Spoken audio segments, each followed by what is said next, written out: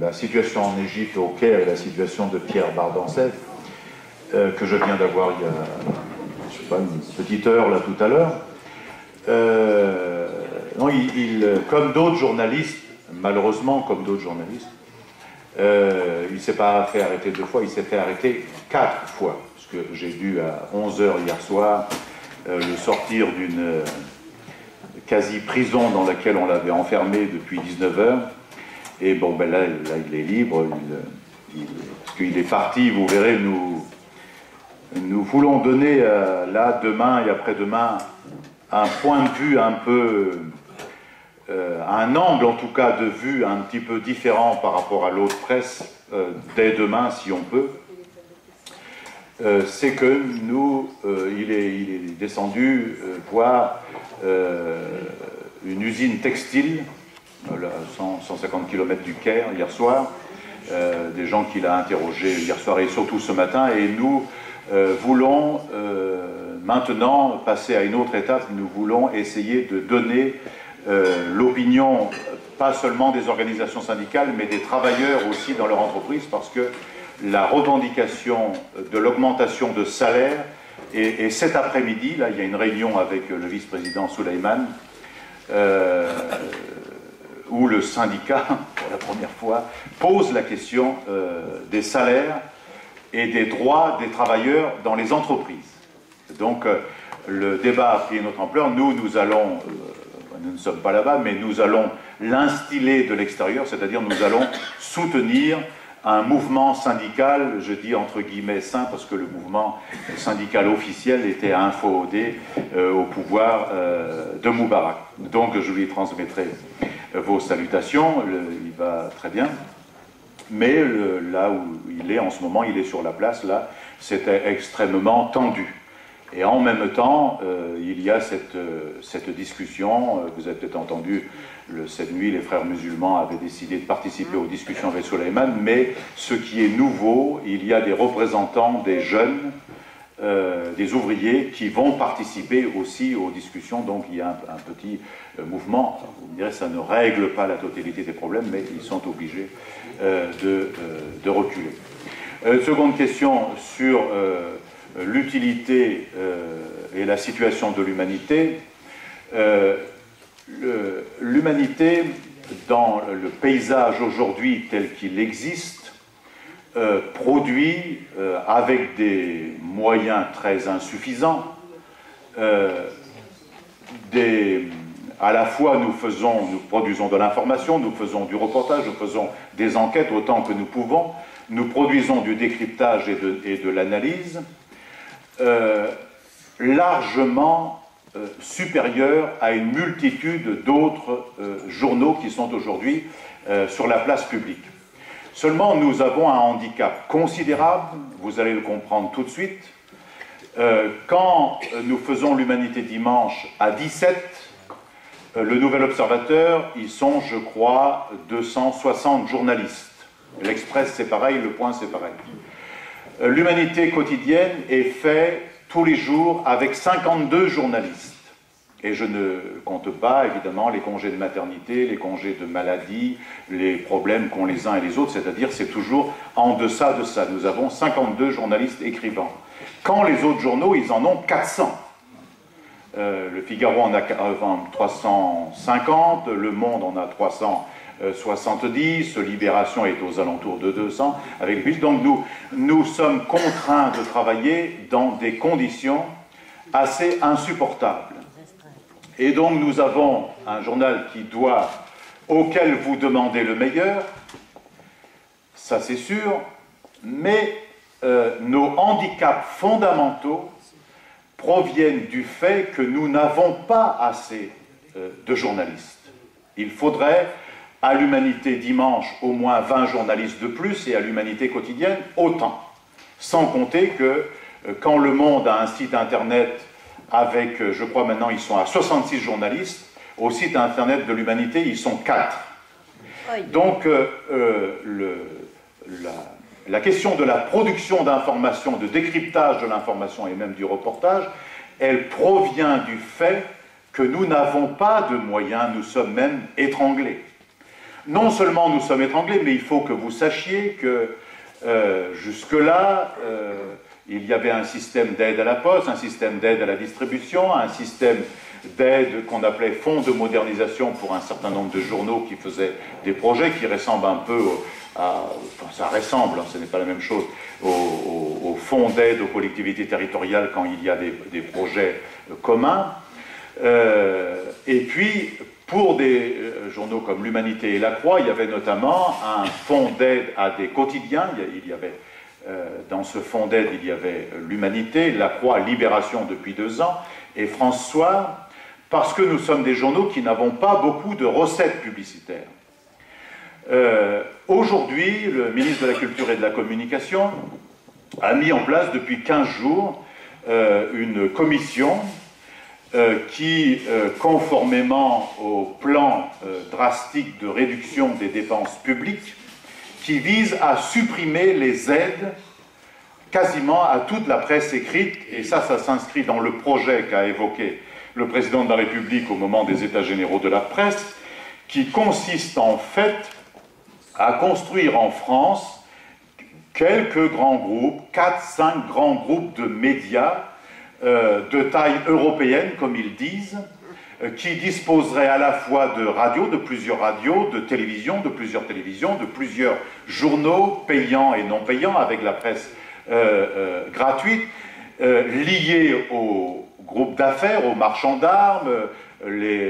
Un journal est la propriété de Dassault, un autre est maintenant propriété des banquiers autour de la banque Lazare, un autre est propriété de Rothschild, un autre est propriété d'un mafieux russe, etc., etc. Voilà la situation de la presse. Seule l'humanité est dans une situation, comme l'avait dit Jean Jaurès, dans une situation d'indépendance par rapport aux grands groupes d'affaires. Mais ces journaux se font recapitaliser à due proportion de leurs pertes, mais ce n'est pas le cas de l'humanité, qui a accumulé des pertes. Nous avions réussi en 2009 à un quasi-équilibre économique, mais ce n'est pas le cas en 2010, et d'après ce que je projette là pour l'année 2011, ça va être encore pire, puisque en 2010, on a fait 1 600 000 € de déficit, et mes projections pour l'année en cours, là, c'est 2 500 000 € de déficit. C'est-à-dire qu'on va se retrouver dans une situation où à nouveau, le président du tribunal de commerce va me convoquer chaque mois, va me faire une leçon d'économie, va me poursuivre, va me menacer de me poursuivre parce que je n'ai pas le droit, comme dirigeant d'entreprise, de continuer à gérer une entreprise en dette, en déficit, et donc il va me menacer de tous les maux, d'aller dormir à la santé au printemps, ou bien d'aller devant quelques tribunaux que ce soit. Bon, c'est une situation mais que je connais maintenant depuis 5-6 ans, j'ai une petite habitude, mais c'est quand même usant. Mais le problème donc, qui nous est posé compte tenu de cette situation, qui va encore s'aggraver, parce que ce que j'ai dit tout à l'heure sur les prix alimentaires, sur l'habillement, va être valable sur le papier. Nous sommes en train de subir des hausses considérables de papier. Les fluctuations des monnaies mondiales, par exemple, ont des conséquences. Par exemple, vous allez dire de quoi il nous parle. L'encre pour écrire, qui est fait à base de pétrole, est en train d'augmenter à une vitesse exponentielle. C'est-à-dire, tous nos coûts de production, le transport du journal, du lieu de production jusqu'au lieu de distribution, dans les postes ou voire les nouvelles messageries de la presse, vont augmenter parce que le gasoil ou l'essence augmente. Donc nos coûts vont augmenter. Et je n'ai pas intégré cela encore dans nos coûts parce que j'ai fait un budget en essayant de tenir tel que nous étions l'an passé. Donc la situation est extrêmement difficile pour cela. Je ne dis pas ça ni pour qu'on recule, qu'on baisse la barre. Moi, j'ai été mis là il y a 10 ans. Non, je ne vais pas vous dire ça, je vous le dirai une autre fois. Jour après jour, il a fallu se battre pour maintenir ce journal. Souvent, nous nous sommes trouvés dans le trou noir, impossible de payer les salaires, impossible de payer nos fournisseurs, et sous la menace de plans de liquidation. Cette bataille-là, vous pouvez en être sûr, nous allons continuer à la mener. Mais l'efficacité d'un journal, ou des journaux, l'Humanité et l'Humanité Dimanche, et notre site internet quand il fonctionnera convenablement, ce qui n'est pas du tout le cas aujourd'hui malheureusement. L'efficacité politique, au sens de la gauche dans son ensemble, je dis bien de la gauche dans son ensemble, des idées progressistes dans leur diversité. Entendez-moi bien ce que je vous dis là, parce que nous sommes à un point aujourd'hui où l'Humanité va être la seule référence de ce que j'appelle du progressisme à la française. Parce que tous les autres journaux ont une orientation éditoriale qu'ils ont choisie, je ne les critique pas de ce point de vue, mais ont une orientation éditoriale de droite, ça, ils font leur métier, je ne les critique pas, mais des journaux qui étaient jusque-là socialistes, voire d'orientation sociale démocrate, sont aujourd'hui d'orientation sociale libérale, ce qui n'est pas tout à fait la même chose. Et je ne sais pas si vous avez remarqué, mais il y a un puissant mercato. On critique les joueurs de football qui changent de club, mais si vous avez le temps, observez cela. Il y a un funeste mercato de directeurs de journaux et de journalistes qui passent d'un journal à l'autre, d'une radio à la télévision, de la télévision à un journal, qui montrent au fond que tous ces gens-là pensent la même chose. Et tous ces gens-là ont les mêmes objectifs. Qu'ils sont des objectifs, certes, de maintien de leur journal, je ne leur conteste pas ça, mais ils ont une orientation politique, qui n'est pas l'orientation politique de la transformation sociale, qui est une orientation politique d'essayer de passer entre les gouttes de la crise, ou du moins de s'adapter au capitalisme et à la crise du capitalisme. C'est le débat fondamental que nous avons aujourd'hui. Et c'est un débat pas nouveau, mais il est quand même nouveau, parce que nous sommes en train d'atteindre le cœur du palmier désormais. Et donc, la question pour l'ensemble du mouvement progressiste, je ne parle pas pour les communistes, je parle pour l'ensemble des idées progressistes en général, pour le débat d'idées, pour avoir des lieux où des intellectuels, des créateurs, des syndicalistes puissent parler, il ne reste plus que l'Humanité. Et quelle que soit leur opinion, parce que l'Humanité, c'est quand même le journal qui a fait parler tous les dirigeants des centrales syndicales. C'est le seul journal qui fait parler tous les dirigeants des partis de gauche. C'est le journal qui fait parler une multitude d'intellectuels d'opinions diverses, de la sphère communiste dans sa diversité, mais au-delà de la gauche, de tous ceux qui réfléchissent à gauche avec une multitude de choses extrêmement intéressantes. Vous avez, dans l'Humanité des débats de hier matin, par exemple, une tribune comme celle de Jean Loschkin que vous ne trouverez nulle part. Vous aviez, il y a 3 jours ou 4 jours, une tribune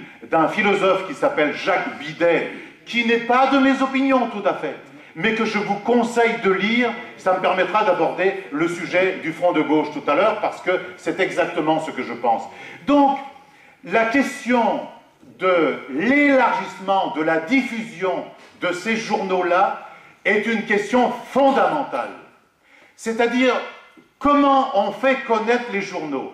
Parce que l'Humanité, il ne faut pas se raconter d'histoire, il faut être modeste et plein d'humilité. L'Humanité n'est pas connue. Donc, il y a une première question, comment on fait connaître ce journal et ce qu'il y a dedans? Non pas ce qu'on croit qu'il y a dedans, mais ce qu'il y a réellement dedans et à quoi il sert réellement. Pas pour tel ou tel parti politique, ce n'est pas ça la question. C'est telle lectrice, tel lecteur qui se situe à gauche et qui cherche un lieu, une force qui permettrait de faire évoluer les choses dans le sens du changement, dans le sens de l'évolution révolutionnaire, comme le disait Jean Jaurès, qui est une parfaite formule. Donc, le faire connaître. En même temps, il faut créer les conditions de le diffuser aussi. C'est pour ça qu'on lance un projet qui va durer jusqu'au 2 mai au soir, qui va consister à faire une multitude d'actions, de rencontres, de débats, pour créer un rapport de force contre le gouvernement sur la question dont je vous ai parlé tout à l'heure, la question des aides publiques.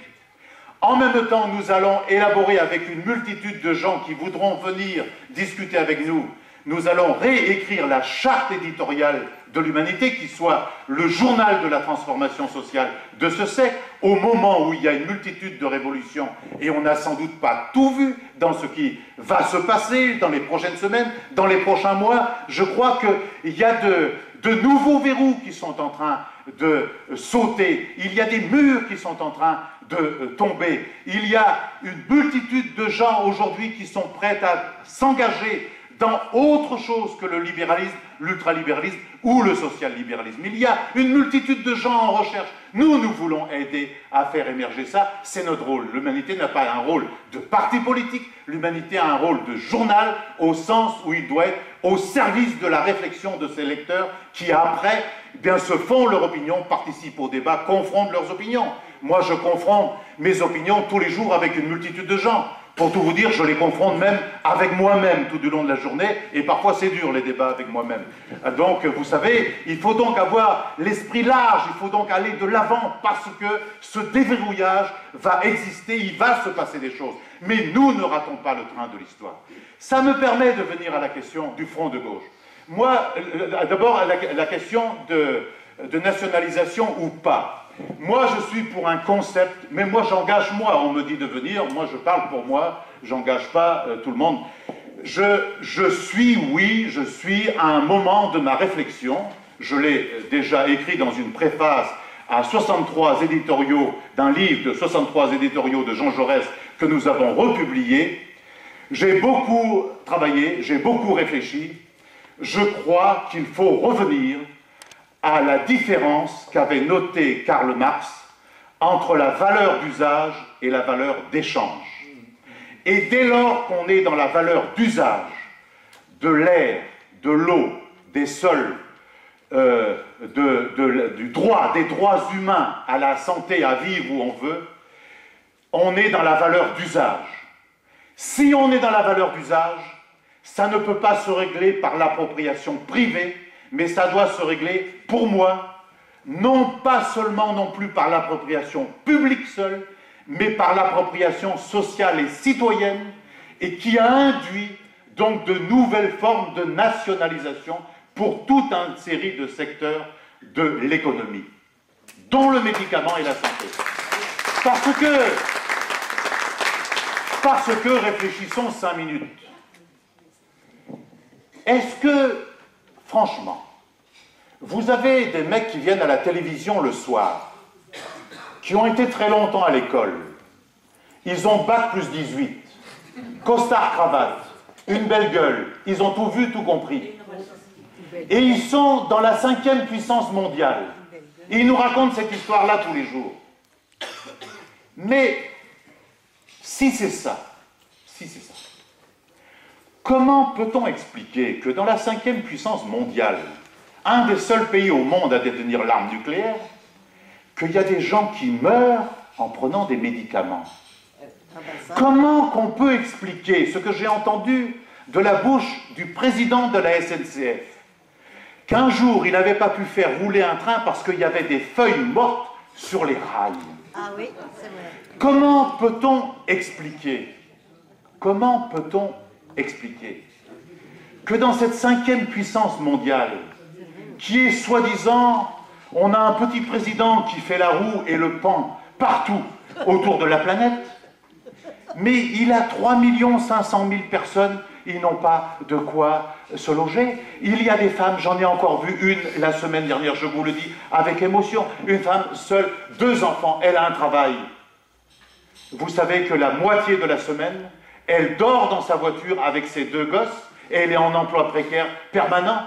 Et les enfants, l'un en CM2, l'autre en 6e, on peut même plus les scolariser, tellement elle est contrainte de se déplacer.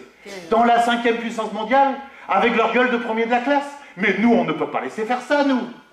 C'est ça que je vous ai dit, quand je vous dis que là aussi, j'ai beaucoup réfléchi. Et je ne l'ai pas réfléchi comme ça, je l'ai réfléchi en nous observant. Je ne vous dis pas tout ce que je pense, ce serait désagréable. Mais, quelquefois, je nous ai observés, dans des réunions, dans des débats que nous avons. Eh bien, il m'est arrivé de participer à des réunions de très haut niveau, même chez nous, Oh là, on a plein de spécialistes de la tactique, de la stratégie, du truc.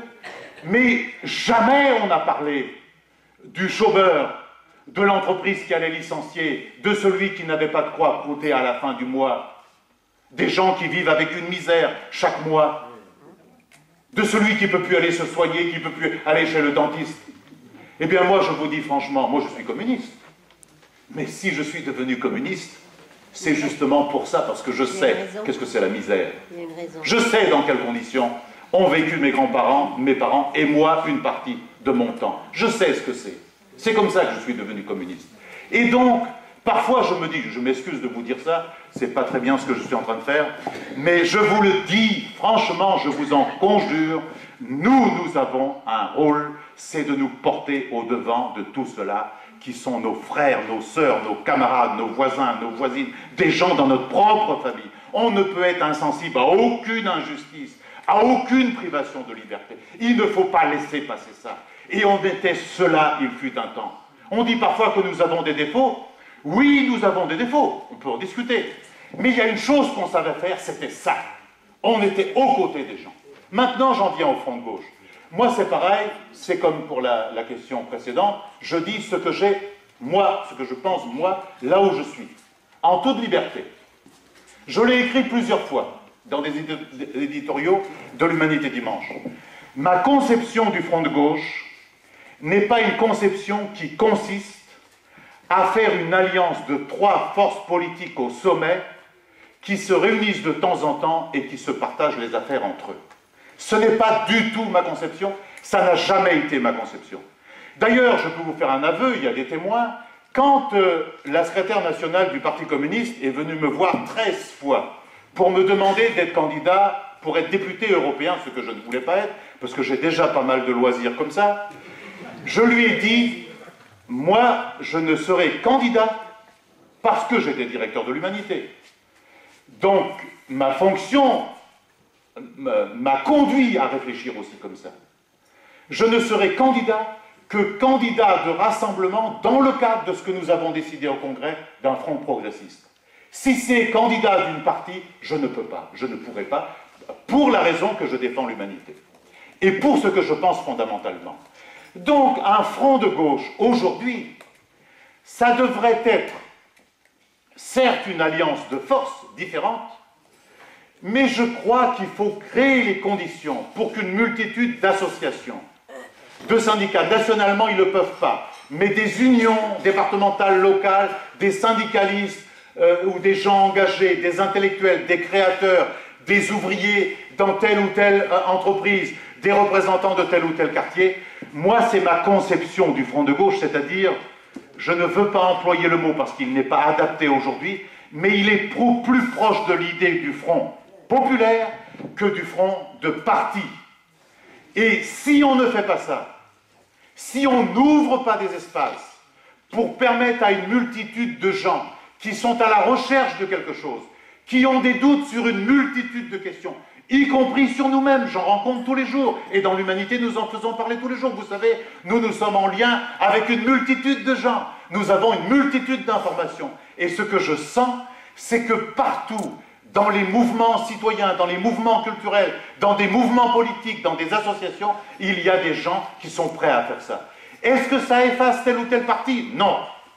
Moi, je l'ai expliqué 1000 fois, je suis pour le développement de tous les partis sans exception qui se trouveraient dans ce front. Parce que plus on sera, plus on élargira notre base, plus on créera des conditions de modification. Et je ne suis pas non plus, écoutez bien, je ne suis pas pour choisir le candidat socialiste aux élections présidentielles. Et donc j'ai des choses à dire sur le président, le directeur général du FMI, mais je n'ai pas, moi, je n'ai pas à m'immiscer dans le choix. Parce que la question n'est pas de savoir s'il est au FMI ou s'il est à Lille ou à Rouen. Ce n'est pas ça la question. La question c'est quelle politique on va mettre en œuvre. Et pour savoir quelle politique on va mettre en œuvre, c'est le rapport de force populaire qui va changer. Moi, mon problème, je le dis souvent dans des réunions, on me dit oui, socialiste tout. D'accord, très bien. Mais moi, mon problème essentiel, vous savez, il n'est pas de savoir si je sais convaincre tel ou tel socialiste, ce n'est pas du tout mon problème. Mon problème, par contre, il est bien plus grave. C'est pourquoi je ne suis pas capable de créer les conditions pour créer un front large, c'est-à-dire de convaincre des jeunes, des salariés, des ouvriers, des employés, des cadres, pour créer ce front-là. Ça me hante. Le reste ne me hante pas beaucoup. Moi, le deuxième tour de l'élection présidentielle ne me hante pas, ce n'est pas mon problème. Mon problème fondamental, c'est est-ce qu'on va être capable de créer une dynamique populaire si irrésistible que même un candidat qui se réclamera du social-libéralisme, il sera contraint de mettre en œuvre une politique de transformation sociale. Si le candidat du Front de gauche, il pouvait être devant, ce serait encore mieux, il faut y travailler, mais la question fondamentale, elle est celle-là. Or, c'est sur cette question-là qu'on bute depuis des années et des années. Le mouvement des retraites est un puissant mouvement qui nous apporte une multitude de choses, qui va continuer à travailler la société. Mais dans l'imaginaire de beaucoup de gens, c'est qu'il s'est heurté à un obstacle terrible. Il s'est heurté au petit monarque de l'Élysée, mandataire des agences de notation et du système bancaire international, qui lui ont dit « Mon petit gars, tu t'es engagé là-dessus, tu ne vas pas lâcher. » C'est pour ça qu'il a tenu comme un petit roquet ou un petit coq en panne. Mais c'est la lutte des classes, ça. Ça, c'est la lutte des classes. Donc, dans la lutte de classe, la question fondamentale qui nous est posée, c'est cela, c'est créer un mouvement majoritaire qui soit populaire et à partir d'une conception du Front de gauche qui doit être une conception ouverte, une conception large, qui n'efface aucune des opinions des partis ou des associations qui le composent, mais qui, l'un et l'autre, s'enrichissent mutuellement et ils ne se fassent pas la guerre. Bravo. Eh bien, merci.